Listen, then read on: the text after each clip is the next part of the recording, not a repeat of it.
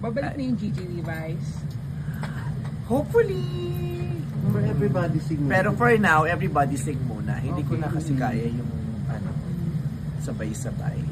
So hopefully after everybody sing. 13 weeks lang naman yung everybody sing. Limited series lang siya. So after nun, baka let's see kung Kerry. Pero yung Prime Video tapos na yun. Na-shoot mo na yun. Shoot ko na yun eh. Mabilis lang naman sinushoot yun sa Prime. Kailan yung last year pa natapos? Hindi, parang this year lang namin, parang 2 months ago lang namin sinushoot. Ganda, ano bago dun sa Surprise yung mga LOL? performers.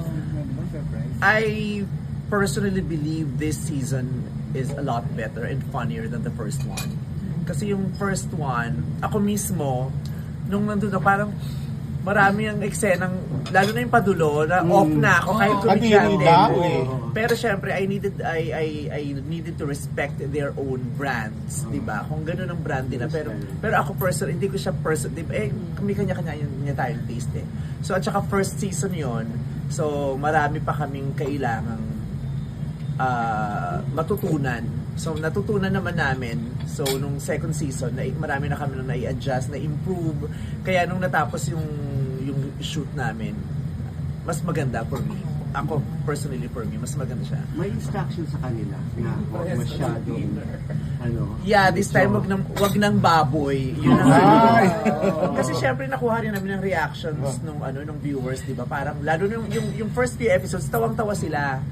Ang tagal na number 1 sa Prime nung LOL eh. Pero yung towards the end, parang may lumampas ng level of kababuyan. Parang hindi natin siguro alam kung ano gagawin. Oo, yun na. At saka pagod na sila, yung gano'n, naubusan na rin siguro ng material, umabot na sa palitan ng laway, yung mga gano'n, yung ng pagkain. Especially now, syempre maraming sensitive tayo sa paggamit ng pagkain, di ba? Sa Pilipinas. Kasi maraming guto, mahirap ang buhay, so yung ganun. Walang nagganon this time. At saka parang mas prepared na sila kasi nga napanood na nila kung paano siya ginagawa. So pagdating nila dun sa set, prepared na sila. May say kayo advice dun sa pagpili ng participants? Present lang nila sa akin, pero halos kilala ko naman kasi lahat. Kaya gulam naman ako. Pero sineryoso mo ba yung sinasabi na pwede kang maging presidente? Ay, hindi. Yung popularity mo? Huwag natin seryosohin.